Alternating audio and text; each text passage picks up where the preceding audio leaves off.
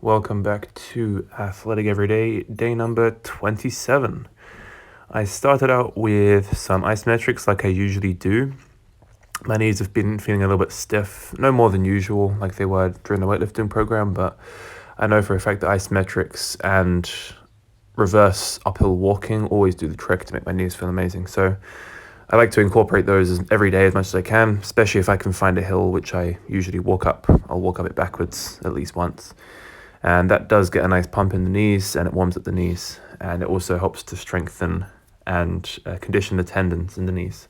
If you guys ever have any knee pain, I would highly recommend doing reverse uphill walking and either a leg extension isometric or a slant board isometric like I'm doing here, as well as full range of motion knee flexion squats or some kind of full range of motion knee flexion exercise.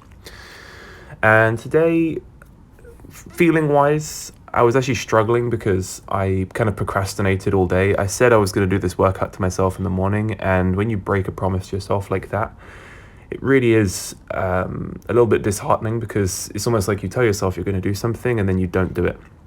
I knew for a fact I was going to do this workout, but it just would have been a lot more optimal if I could have just got it done this morning like I did last week.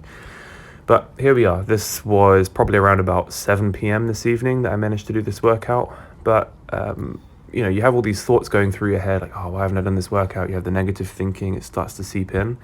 But then as soon as you set foot into that sort of mindset of you doing the workout, the second you do the first rep or the first warm-up set, all of those thoughts just disappear because it's like, right, I'm doing exactly what I need to be doing. This is exactly where I need to be right now. This is the kind of right course that my life needs to be going down, at least for me anyway.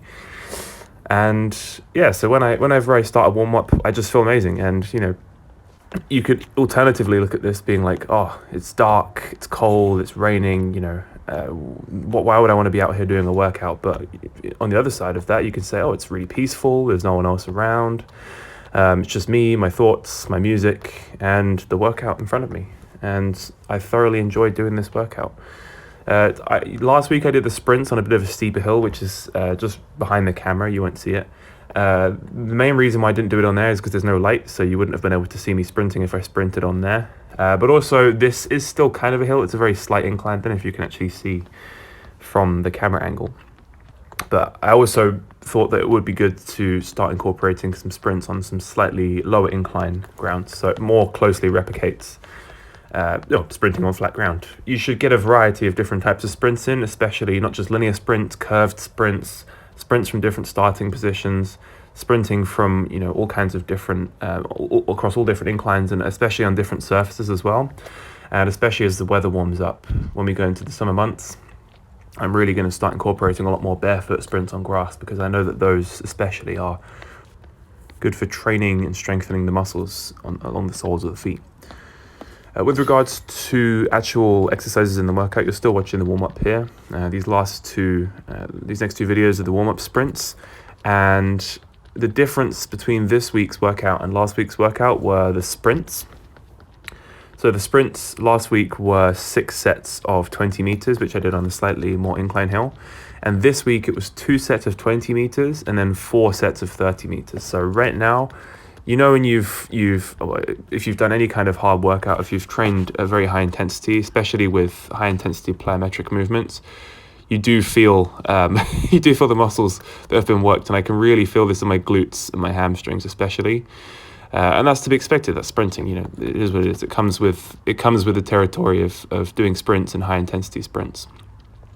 After I finished those sprints, I moved into some depth drops, trying to stick the landing, making sure that not landing in too much of a deep range of knee flexion to kind of replicate the landing from maybe a dunk or a high vertical jump landing. And I found these quite good, actually. I was thinking that these might make my knees feel sore, but I guess we'll see tomorrow. Then I moved into some rebound jumps or elastic jumps. With these, you're just trying to have very, very short, snappy ground contact times and just trying to get higher and higher after every single jump. You're just popping off the ground as much as you can. Really, really good exercise for developing elasticity and reactive strength in the legs. Then I moved into an exercise that I really struggle with, which is single leg hip hinges, single leg RDLs. I probably should have done these with a kettlebell in one hand and then maybe held onto something for balance, but I kind of wanted to make sure I could get as much load in this as I possibly could. The only downside with having just one dumbbell in one hand is you're limited to the amount of load you can do. So I'd rather get used to doing it with a barbell, because with a barbell, there's not really much limit to how much weight you can load onto this. In theory, I could do 140 kilos, 160 kilos. It's not saying that I ever will. Maybe I will at some point in the future, but why not learn to do the movement pattern with the barbell so that you can then load it in the future? The form wasn't too bad on these, but there were a couple of reps where you can see me moving out of my feet. It's really challenging the balance. But I'm guessing the program decided to switch from just regular RDLs to single leg RDLs, just to increase the amount of stimulus that you have on that single leg, on that posterior chain on that single leg. And I've mostly felt this in my glutes. I didn't really feel this as much in my hamstrings as I wanted to. That might be just because of the instability and the practice I need to get with doing this movement and the balance, and also the coordination and the timing. But I kind of felt this more along my sort of IT band down the outside edge of my leg. So what I was really trying to focus on cue there was keeping the weight on the knife edge of my foot, not letting the weight press down onto my arch. Keep it on the knife edge towards the middle of the foot. And the last two movements of the workout were hip flexor raises with the banded hip flexor raises. Really, really like these. I think these are a fantastic option for getting a full range of motion hip flexor movement. I think you can also call these hip drives or knee drives, whatever you want to call them. But I think they're fantastic for training hips. And fun fact, the biggest muscle group size difference between the average population and sprinters, it's not your glutes, it's not your hamstrings, it's not abs, it's not shoulders, biceps. It is the hip flexors, which just goes to show how important hip flexors are in sprinting and explosive athletic movements. If you want to get more athletic, guys, definitely train your hip flexors.